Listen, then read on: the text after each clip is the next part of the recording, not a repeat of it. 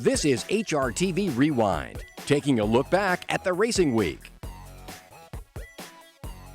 Bienvenidos a Argentina. We're here at San Isidro Racecourse in San Isidro, which is about 22 kilometers from Buenos Aires, for the 124th running of the Gran Premio Internacional Carlos Pellegrini.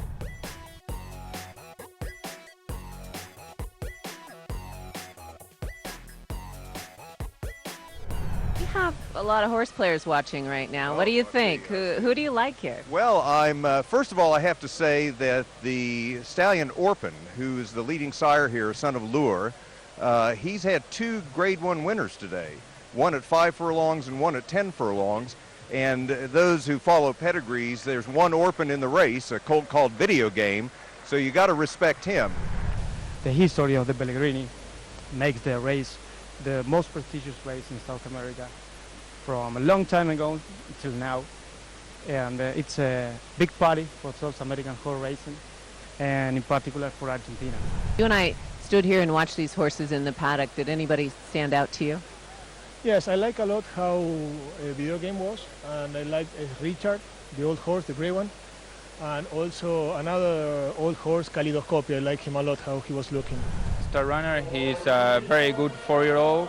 He's about Southern Halo, and he's a great horse. His last race was here in this racetrack in June, at the end of June, at the Argentinian Breeders' Cup that he won. In the last 10 years, in 2003, we have a Brazilian horse that won the Pellegrini Gorilla, and last year we have a Xingsuling, that another Brazilian horse who won the Pellegrini. But in 10 years, this happened just twice, but the people want again to have an Argentine horse winning the Pellegrini. Competidores se lucha por dentro, 16 Balchan abierto, viene corriendo el competidor número 15 Terraner, va resueltamente en busca del puesto de vanguardia, luego viene corriendo el número 9 Presijalo, descuentan los competidores en los últimos 300 metros de carrera, hay lucha en los tramos finales, viene ganando terreno nuevamente por el lado interior de la pista, el competidor número 5 Terraner, por dentro queda el 16 Balchan, abierto, viene ganando terreno rápidamente el competidor número 14 a de cuenta ya, y el 9 que va en busca de la vanguardia de cuenta ya, los últimos 50 metros de carrera, va a haber lucha en los tramos finales, el 9, el 14A, cabeza a cabeza, por dentro lo viene haciendo el 9, Presijalo y cruzaron el disco. It's an honor to win the Pellegrini, and especially because the Brazilian horse was a hell of a fighter today, and this horse that belongs to Luis, which is a good friend and client, was the Derby winner last year, so it's for the quality of the race, I believe it's the two first horses, the Argentine and the Brazilian horse. This gives the Pellegrini the category it deserves. Ask him what it means to win the Pellegrini. Bueno, es la carrera más importante que tenemos los jockeys en la Argentina. Ganar este gran premio es la meta de todo jockey, ¿no? No se me había dado y hoy por suerte gano mi primer Pellegrini, ¿no? It's his first Pellegrini won, and he's very, very proud of himself, and it's the best thing that can happen to him. Well, congratulations, and congratulations to you. Felicidades. Thank you.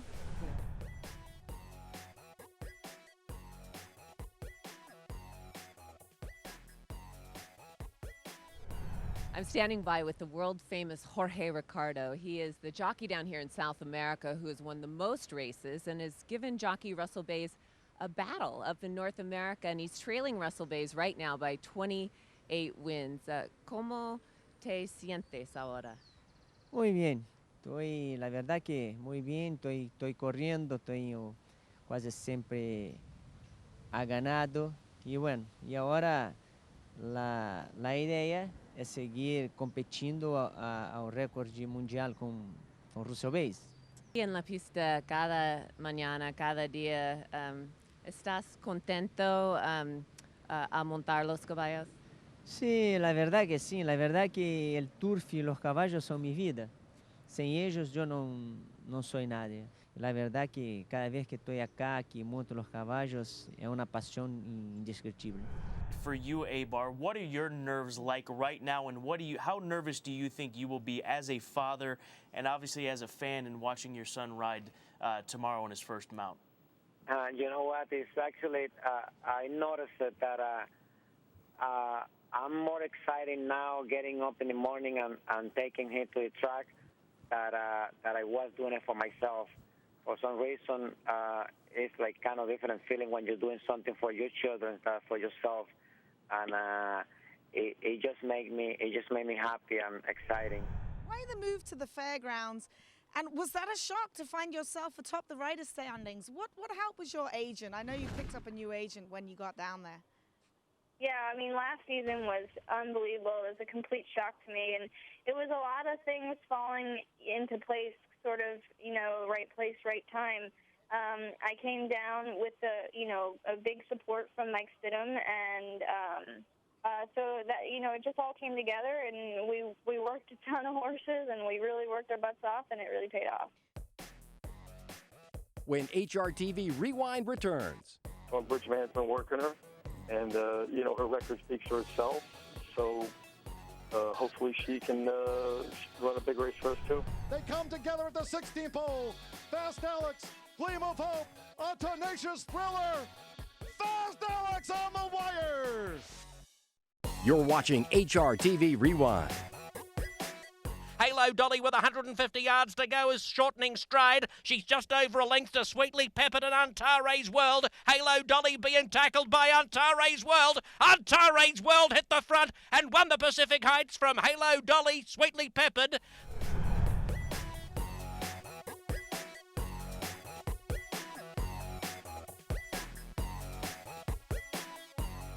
We acquired her from the November sale. Clark Brewster bought her, decided, he vetted her.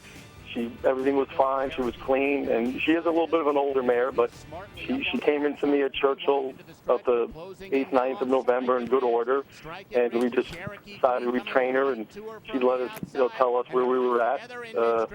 Brought her down to New Orleans, and me and Clark talked about this being a real good spot. She's been facing, like you said, some grade 2, grade 1s, and some very, very top fillies, and not that this is an easy race, but she's done very well. So Bridgman's been working her, and, her record speaks for itself. So hopefully she can run a big race for us, too. 3/4, 114 flat. Weekend Party leads by 3. Instant Style fully extended. Pleasantly Blessed is charging on the outside. Cherokee Queen with Bet on the Blue, then Distorted Love. Final 16th, Pleasantly Blessed. Weekend Party staying on. Bet on the Blue, and Cherokee Queen comes right over the top for Sean Bridgman. We didn't really know if she liked it that well, and I told Sean, use your judgment, but it looks like her best races were when she sat closer. So we were kind of a little concerned that she was kind of out the back, and she wasn't, not that he was riding her to do it, but, I didn't get a chance to talk to him, but we'll see. But it was a big effort on the fillies' part, yeah. The final furlong and a half. Chamberlain Bridge at the inside is Great Mills under pressure. Country Day is charging. Crystal Moment 4th. Uno Duxie 5th. Down to the final 16th. Chamberlain Bridge clear by 3. Country Day charging, but Chamberlain Bridge, the class of Chamberlain Bridge in the Bonaparte. Well, he broke very short for us today, and the old Chamberlain showed up today. We changed tactics with him, and it ran back to his old style of running. My horse was really running today. He was full head of steam today. Gleam of Hope and Fast Alex set for a final Fairgrounds Furlong showdown, and it's Gleam of Hope, Fast Alex battling. Gleam of Hope, they come together at the 16th pole. Fast Alex, Gleam of Hope, a tenacious thriller. Fast Alex on the wire. Coming through the stretch, and here comes Lori's Rocket and X Factor. These two now battle in the final furlong. A Ford is 3rd. Brown Eyed Josie has slipped back to 4th. X Factor and Lori's Rocket, and these two tooth and nail for a final 16th clash. X Factor, Lori's Rocket, noses bobbing. X Factor. Horse did it all. Bernie had him good, and he did it all. He fought, he got past, and he fought his way back. He's a gutsy little horse. It kind of worked out very well for him. They had 2 in front. He had something to run at, and like I said, he got hooked at the top of the stretch, and he fought all the way to the wire.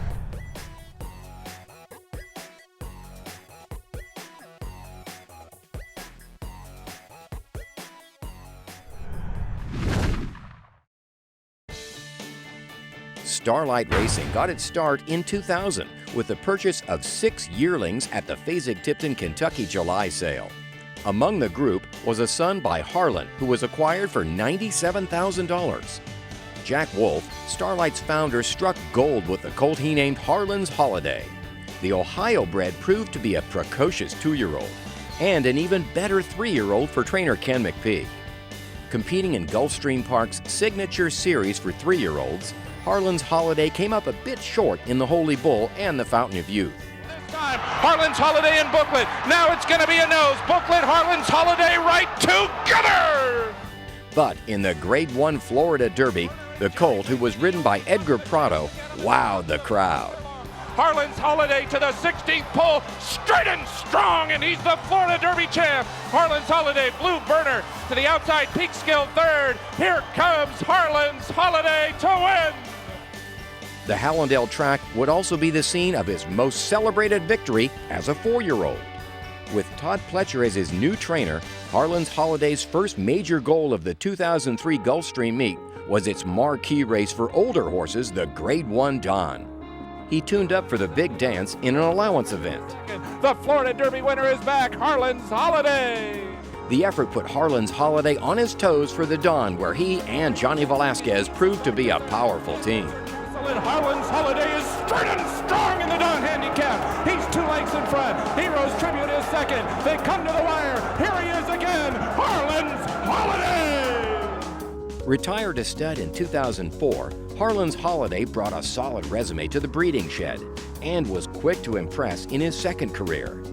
Ranked as the second leading freshman sire of 2007, his progeny roster boasts serious horsepower. But Wilcoxon has won the second leg of the Mid-America Triple.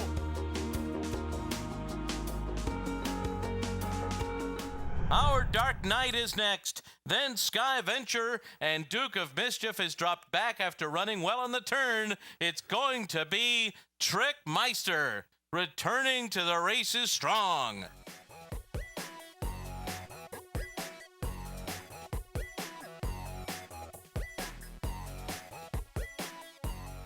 The deal about being high percentage and all is a lot of it is that a lot of those horses I bought as yearlings or weanlings, short yearlings or weanlings, and yearlings in September at Keeneland, and then I break them and I get them going, so I know the horses pretty well. You know, it's not like somebody just shipped the horse in, and all of a sudden you got to learn about the horse in a week or 10 days, or I already know most of their idiosyncrasies before we even, get to the real racetrack, from the training center.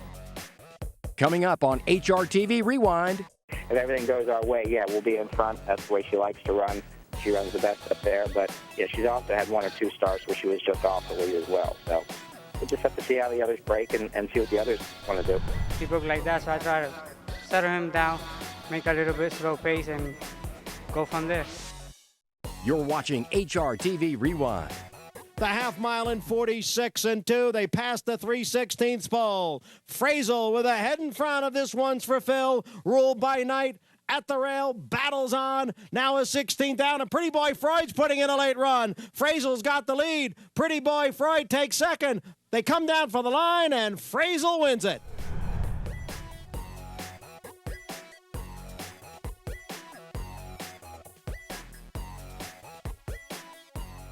Ramon called me yesterday. He's never been on the filly, but he called me yesterday. We talked about how ideally we'd like the race to run for us and set up, and I gave Ramon my thoughts and suggestions, but ultimately we'll leave it up to him. I mean, he's a very good rider. He's when the gates open, if she breaks a step slow or the others don't go for it, I mean, he'll have to make those decisions when the gates open. And again, hopefully, if everything goes our way, we'll be in front. That's the way she likes to run.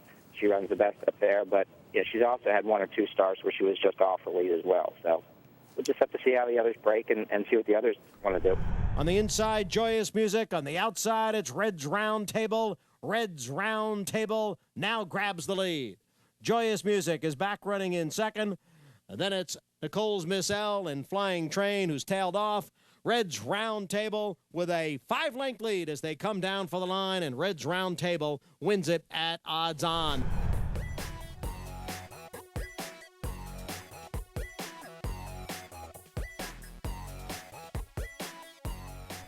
Glib and King and Crusader head to head in a battle down the stretch. Jackson the deck and Bull H third and fourth. Glib a furlong out, a length lead now. On the inside is King and Crusader. It's Glib actually ahead in front. King and Crusader is battling back, and King and Crusader and Glib nose-and-nose battle. A determined King and Crusader has turned back Glib. King and Crusader Glib. The assistant trainer told me, you know how the horse run, comes a little bit from behind, but now he's going from 3/4 to 7/8, so you might break, be up front, be second, be third. Just make sure if you sit in third, be a couple lengths behind and then chase the horse over. But he broke sharper, you know. I had to go to the lead. He broke like that, so I tried to settle him down, make a little bit slow pace, and go from there. More Than a Cruise now striking the lead. More Than a Cruise from Bluegrass Attitude. Plumb toward the center of the track, and Jazzy Ideas fourth. More Than a Cruise, Bluegrass Attitude shifting out as More Than a Cruise. Plumb trying to kick in, still on the far outside. She's gradually gaining. Here's Plumb on the outside. Plum's going to have to time it just right. I believe did. Plumb in the nick of time for More Than a Cruise, and it is a photo. They were getting away from me a little bit on the turn, and she's a real funny filly to ride. I hit her right-handed. She switched leads, kind of sulked a little bit, so I had to hit her left-handed, and she exploded from there, and she completely dug in from the last two jumps to the wire. Just amazing filly.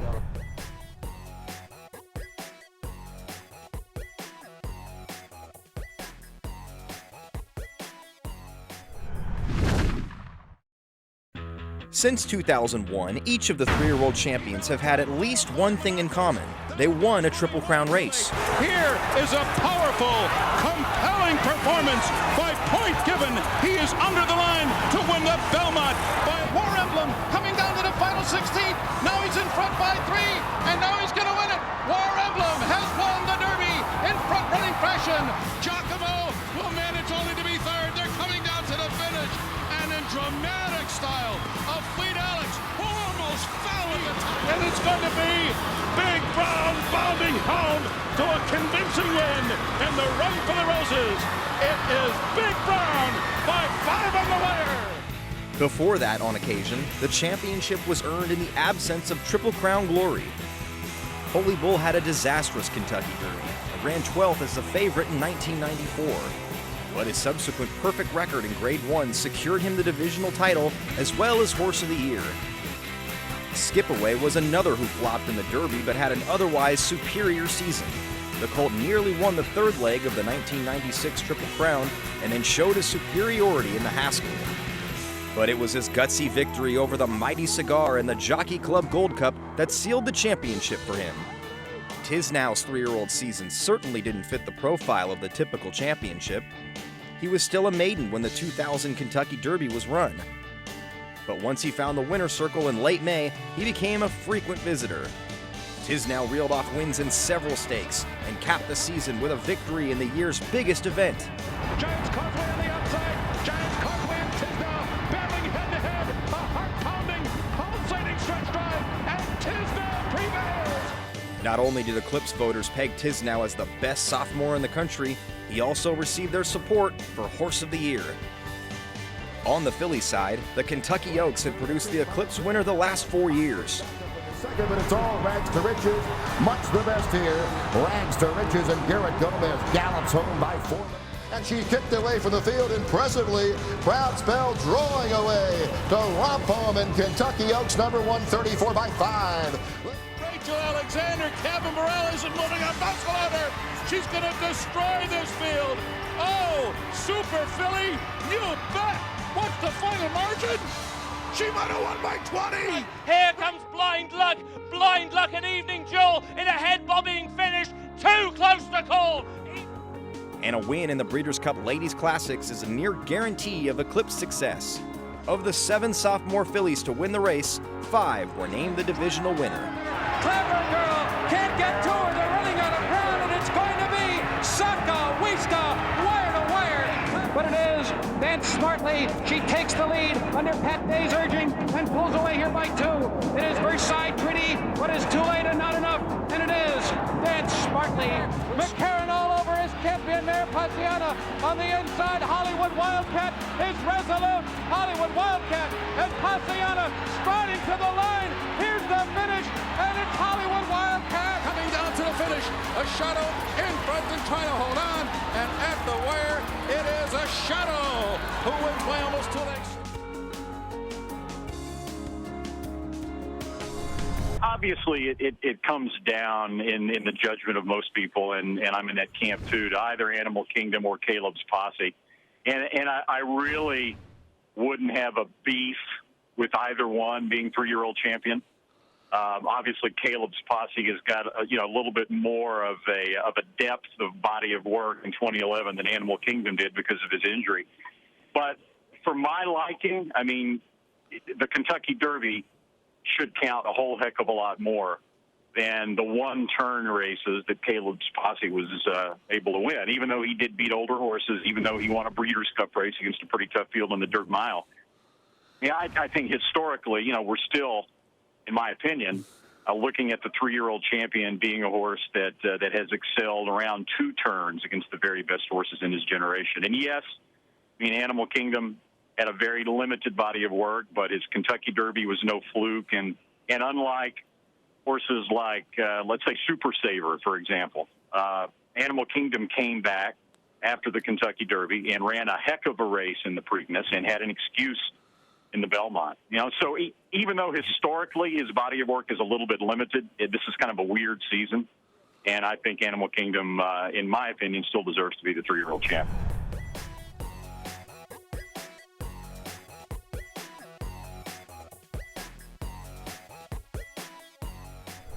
For me, this is one of my personal favorites, Tisway's Met Mile victory. Just the turn and into the stretch, and at the top of the stretch, it's We're taking a look here at Tisway right now. Just fill us in as to why you thought that this was one of your favorites. Because Tisway's always been one of my favorite horses in the sense that not only is Jimmy Bond a New York guy through and through, he trains at Saratoga pretty much year-round. He's in Florida, a little bit. But this horse has so much talent, and Jimmy's always been saying how much talent this horse has. And this year, the horse just really came into his own, and he ran the 2nd fastest Met Mile of all time. The Met Mile is a pretty prestigious race. Royal Delta, I mean, you got a New York guy like Bill Mott training Royal Delta. I know this was one of your favorites, too.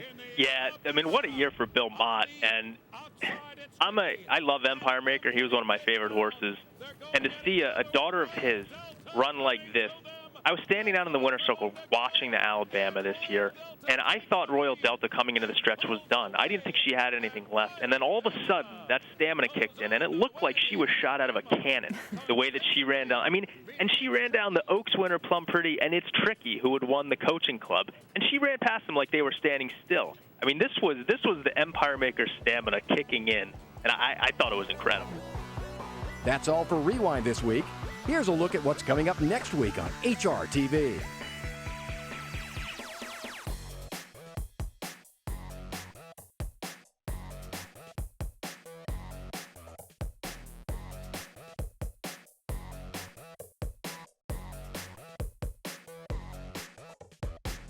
Your opinion, best holiday food? Well, I like turkey. Yeah, but you can't lose. No, you can't. That's a slam. And then how about the best holiday present you've ever received? Oh, wow. I got $1 when I was 5 years old. I remember that. I thought I was the richest man in the world.